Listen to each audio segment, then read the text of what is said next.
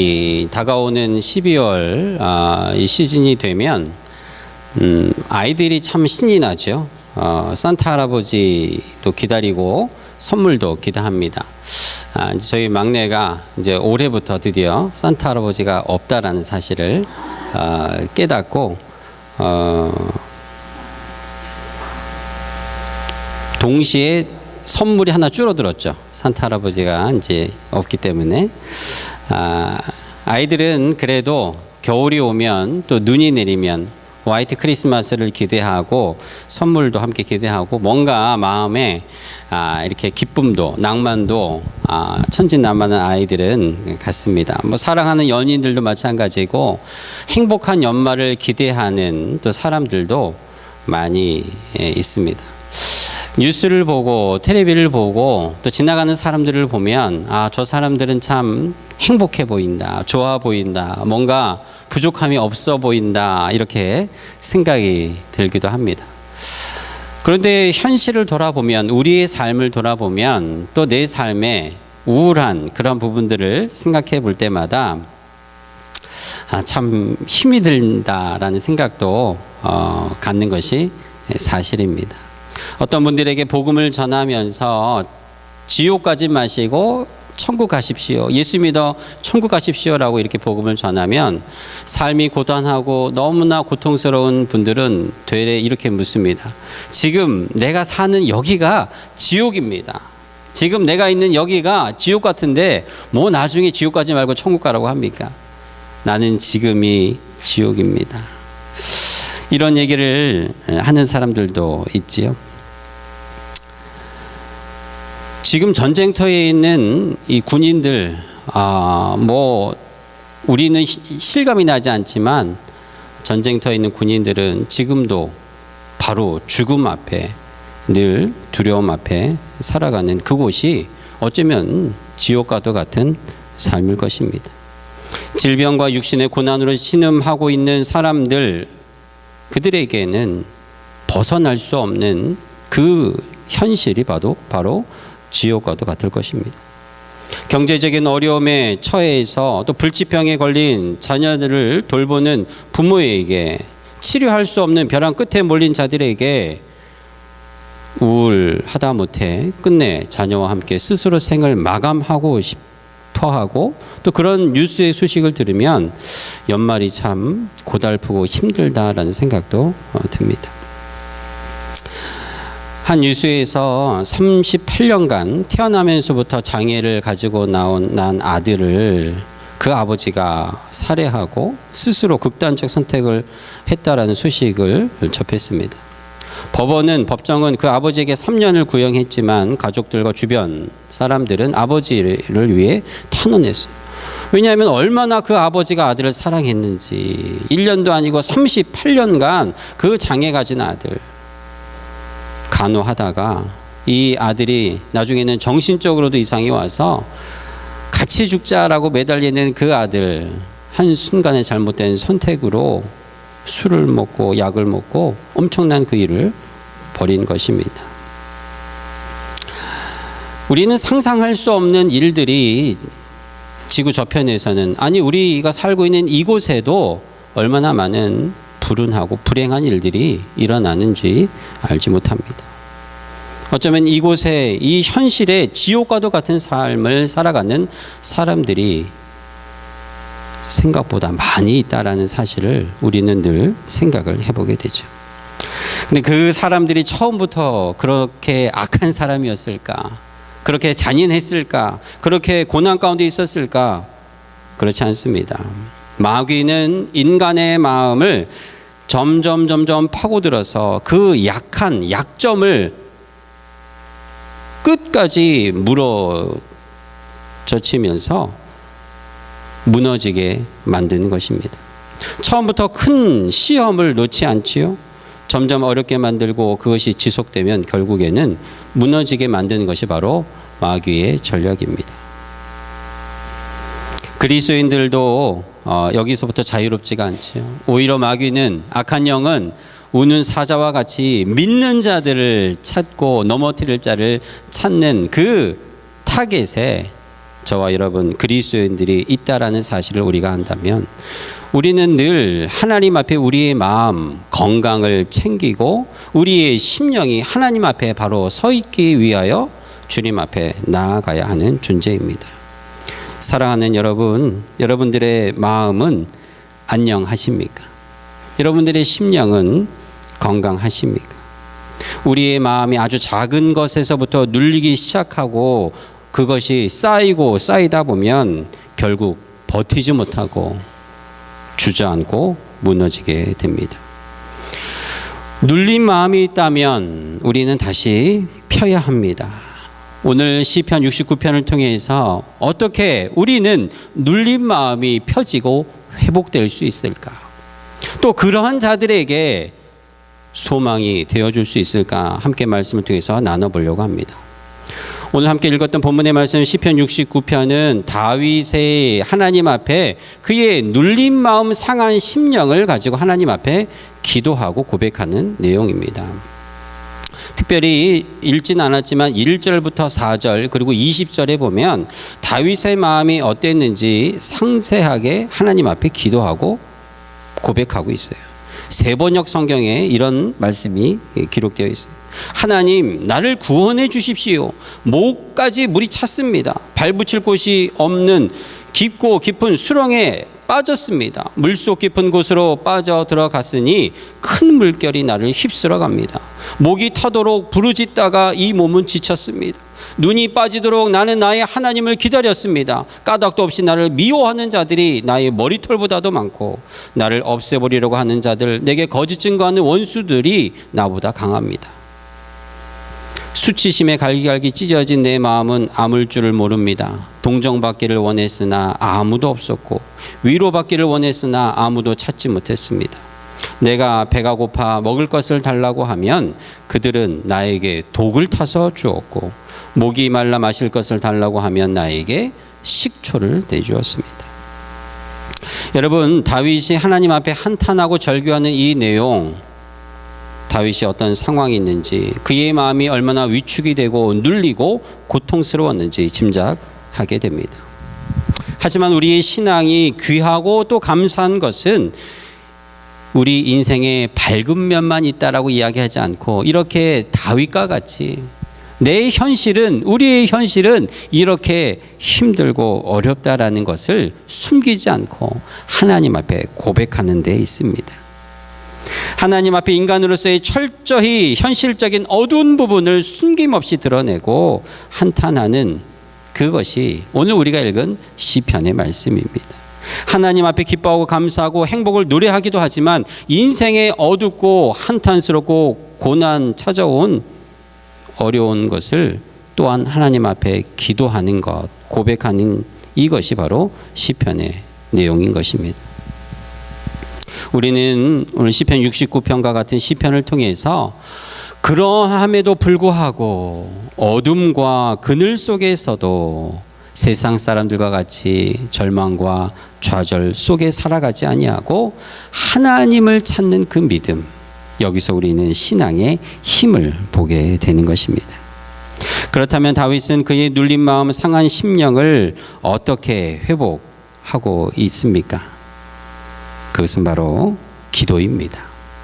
기도의 길이 있는 것입니다.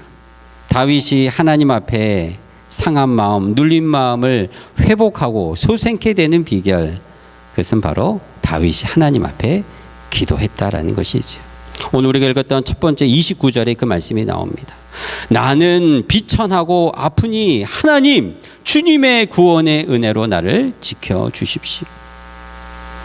다윗이 하나님의 위대한 종으로 쓰임받고 또 시편의 많은 내용들을 하나님 앞에 기록할 수 있었던 이유, 고난과 좌절 가운데도 절망하지 않고 하나님을 바라보며 기도했다라는 데 있습니다. 여러분, 우리는 아프면 약은 누구에게 받습니까? 약사에게 받아요. 진찰은 누구에게 받아요? 의사에게 받아요. 그러나 우리 심령의 구원은 누구에게 받습니까? 하나님께 받는 것이에요. 많은 사람들은 아프면 약사를 찾아가 약을 먹습니다. 병이 들면 의사를 찾아가 진찰을 받습니다. 그러나 끝끝내 하나님을 찾지는 않습니다. 하나님 앞에 기도하지 아니합니다. 하지만 오늘 하나님은 우리에게 시편 69편을 통해 말씀하십니다. 하나님을 찾는 자들은 마음이 소생될 줄로 믿습니다. 32절입니다. 하나님을 찾는 너희들아 너희 마음을 소생하게 할지어다. 새 번역 성경에는 이 구절이 이렇게 번역되어 있어요. 하나님을 찾는 사람들아 그대들의 심장에 생명이 고동칠 것이다. 너희들의 심장에 생명이 고동칠 것이다. 하나님을 찾는 게 무엇일까요? 하나님 앞에 엎드려 기도하는 것입니다. 우리가 기도할 때 하나님은 무엇을 하십니까? 33절에 그 말씀이 나오죠. 여호와는 궁핍한 자의 소리를 들으시는 하나님. 우리가 엎드려 하나님 앞에 신음하고 우리의 고난과 절규를 내뱉는 그 순간 하나님은 우리를 외면하지 아니하고 부르짖는 자, 신음하는 자, 궁핍하는 자의 소리를 듣고 계십니다. 우리 자녀들이 몸이 아파서 병 때문에 누워 있고 엄마 아빠를 찾으면 한밤중에도 아이들의 신음소리를 엄마 아빠는 듣게 됩니다. 엄마 아빠를 부르는 그 소리에 자다가도 벌떡 일어나 아이를 만지고 간호하는 것처럼 하물며 우리 머리털까지 세심 받으신 하나님께서 우리가 하나님 앞에 내뱉는 작은 신음소리에 구원의 손길을 내밀지 아니하겠습니까? 고난 가운데 기도하는 자를 오늘 하나님은 기뻐하신다라고 말씀하시죠. 나아가 이것이 하나님이 받으시는 제사라고 말씀하시지요. 31절 말씀에 황소를 드리는 제사보다도 하나님이 기뻐하시는 제사가 하나님을 찾아 엎드리는 기도요, 하나님을 찾는 자들의 제사라고 주님 말씀하십니다. 사랑하는 성도 여러분, 여러분의 심령이 눌려 있습니까?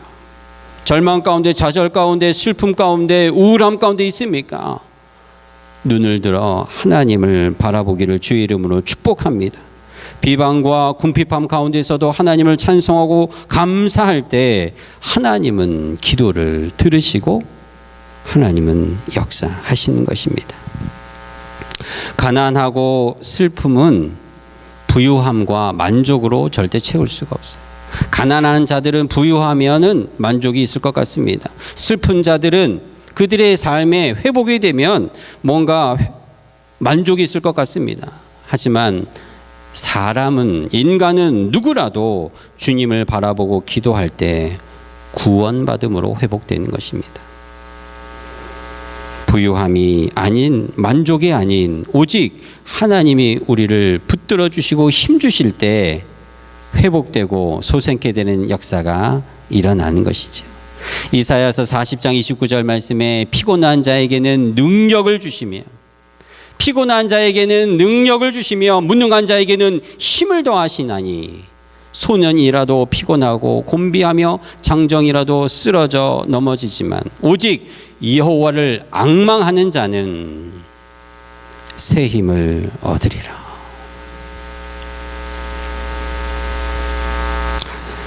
(1672년) 독일의 살레지아의 목사의 아들로 태어난 한 사람이 있었습니다. 벤자민 슈몰크라는 사람인데요. 이 사람은 이미 중고등학교 때부터, 어린 시절부터 아버지 대신에 설교도 하기도 하고 예배를 드리는 아주 명석한 사람이었어요. 어린 학생이 설교하는 모습을 보고 감동받은 한 변호사가 이 사람을 신학교에 보내고 목회자가 되도록 이끌어줬습니다. 하지만 이 벤자민 슈몰크가 살고 있었던 1600년대는 종교개혁이 막 끝나고 캐톨릭, 구교와 이 프로테스탄트 신교 사이에 엄청난 갈등이 있었던 시기예요. 소위 유럽의 30년 전쟁이라 그래서 독일에서만 약 1000만 명에 가까운 사람들이 죽고 다치는 일들이 일어났었습니다.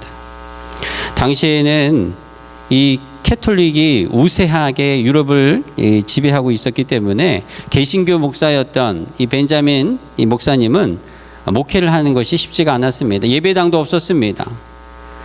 천주교 신부님이 허락해야만 환자도 방문하고 예배를 드릴 수가 있었어요. 그러다 보니까 아무도 교회에 나오지 않고 다 캐톨릭으로 넘어가고 있는 그때에 벤자민 목사님은 그 주변에 36개 마을에 퍼져 있는 성도들을 돌보고 교회에 목회를 했어요.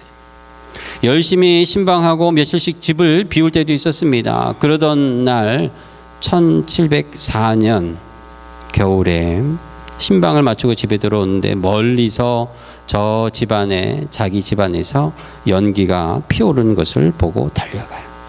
사모님과 함께 달려간 곳은 설마 했던 자신의 집이 불에 다 타고 연기만 피어오르고 있었어요. 집안에 두고 갔던 두 아들, 어린 두 아들이 어쨌는가 울면서 그 집 안을 들어갔을 때 자신의 두 아들은 서로 꼭 껴안은 채 불에 다 숨져 있었습니다. 그 자리에서 엎드려 눈물을 흘리고 통곡하는 그 벤자민 목사님 하나님 앞에 이렇게 기도합니다. 하나님, 주님을 위해서 이렇게 밤낮 목회하고 사역하고 힘들게 일을 했는데 왜 죄 없는 내 두 아들, 하나도 아니고 둘을 이렇게 비참하게 데려가셨습니까? 울면서 기도하는 그 목사님에게 하나님 마음에 말씀하십니다. 사랑하는 종아, 내 아들 예수 그리스도도 아무 죄 없이 십자가에 달려 죽은 것은 바로 너의 죄 때문이다. 겟세마네에서 엎드려 눈물이 피눈물 되도록 기도하는 예수님의 모습을 보여주시는 그 마음에, 이 목사님 마음에 평화가 임하게 되며 하나님 앞에 기도드렸던 그 시를 하나님 앞에 찬양으로 올려드려요. 주님, 주님의 뜻대로 행하십시오. 내 온몸과 영혼을 다 주께 드리니 이 세상 고락간에도 나를 인도하시고 모든 것을 주님의 뜻대로 하십시오. 주님, 주님의 뜻대로 하십시오. 내 근심 중에도 낙심케 마시고 예수님이 우셨던 것처럼 날 주관하셔서 주님의 뜻대로 하십시오. 이것이 우리가 즐겨 부르는 찬송가 549장 내 주여 뜻대로 행하시옵소서의 가사가 됩니다. 두 아들을 잃어버리고 집까지 모두 탄 이 벤자민 슈멀크 목사님은 혼신을 다해 성도를 돌보며 주의 앞에 쓰임받아. 그러나 그 자신 또한 60살이 되기도 전에 뇌졸중으로 쓰러지게 되고 그 불편한 몸을 가지고 무려 죽기까지 천여 편의 하나님 앞에 찬양하는 기도의 시를 올렸다라고 합니다. 사랑하는 성도 여러분, 하나님께서는 우리의 눌린 마음과 절망 가운데 있는 마음을 이미 보시고 알고 계십니다. 그러나 우리의 마음이 계속해서 눌려있고 절망 가운데 있기를 원하지 아니하고 오늘 다윗이 하나님 앞에 엎드려 절규하며 기도하는 자리로 나아갔던 것처럼 오늘 벤자민 목사님이 절망 가운데에서도 하나님 앞에 고백하며 그의 신앙을 기도하여 찬양이 드렸던 것처럼 우리의 마음 하나님 앞에 올려드리기를 원하고 계시는 것입니다. 우리는 이번 주간 대림절 세 번째 주간을 맞이하게 됩니다. 우리는 이 대림절을 기다리면서 또 보내면서 하나님 앞에 기도하며 나아가야 할 것입니다.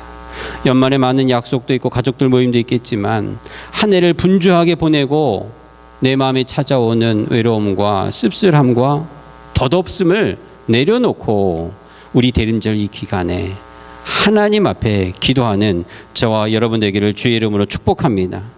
주보에 실린 여러분 중보기도의 제목을 붙들고 기도해야 합니다. 매주일 중보기도 팀들이 예배 전에 20분씩 모여서 기도를 하고 있지요. 나라와 민족을 위해서도 기도합니다. 지난주에 시리아 내전이 끝났다라는 뉴스를 접하면서 제가 가장 먼저 생각이 든 것은 우리 중보기도 팀이었어요. 하나님 앞에 감사했습니다. 중보기도자들의 기도를 응답하신 하나님 앞에 감사하는 것이. 기도하는 자들은, 중보하는 자들은 내 삶에 뉴스에 들려오는 이 모든 소식들이 우연이 아니라 하나님의 섭리 가운데 있다는 것을 확신하며 하나님 앞에 감사하는 거예요. 모든 것은 하나님의 응답으로 오는 것입니다. 할렐루야. 비록 내 바람대로 응답이 없어도 나보다 더 선하신 하나님의 뜻이 있음을 믿고 감사하는 대림절이 되어야 하는 것이. 기도하면 뉴스의 소식이 달라 보이게 됩니다. 기도하면 내 삶에 일어나는 크고 작은 모든 일들이 하나님의 섭리 안에 있다는 것을 발견하고 더욱더 겸손하게 주님 앞에 나아가는 것입니다. 모든 것이 기도 제목이 됩니다. 그렇게 되면 모든 것이 기도 응답이 되는 것이, 하나님을 더욱더 깊이 경험하는 여러분의 대림절이 되게 될 줄로 믿습니다. 우리 교회에서는 대림절 세겹줄 기도가 24일까지 진행되지요. 지난주에도 여러분들이 보내주신 기도 제목을 제가 종이 하나에 정리하면서 하나하나 올 초부터 4번에 걸쳐서 있었던 세겹줄 기도의 모든 제목들을 보면서 참 많은 내용들이 응답받았다라는 것을 제가 보고 감사했습니다. 단기간에 응답되는 기도 제목들도 많았습니다. 하지만 여러분, 하나님의 응답이 더디된다고 절망하지 마시기 바랍니다. 하나님 앞에 기도하는 작은 것 하나라도 하나님은 들으시고 반드시 응답해 주실 줄로 믿습니다. 응답 될 때까지 기도하는 자들에게는 반드시 하나님의 응답을 맞이하게 되는 것입니다. 말씀을 정리합니다. 우리 눌린 마음 회복되고 수생되는 것, 하나님 앞에 엎드리는 길밖에 없습니다. 기도하는 것입니다. 내 마음을 펼 수 있는 단 한 가지의 방법은 하나님이 펴주시는 거예요. 우리가 하나님 앞에 우리 자녀들을 위해서 많이 기도하지요. 해야 합니다. 그러나 기억하십시오. 내 자녀의 문제가 해결된다고 여러분들의 마음이 펴지는 것이 아니에요. 편안해지는 것이 아닙니다. 하나님 앞에 엎드려 기도하는 그때에 하나님께서 내 심령을 만지시고 내 영혼을 소생시켜 주실 줄로 믿습니다. 2024년 마무리하는 이때 대림절 이 기간에 여러분 더욱더 하나님 앞에 엎드려 기도하며 주의 뜻을 구하는 여러분 모두가 되기를 주님의 이름으로 축복합니다. 이 시간 우리 함께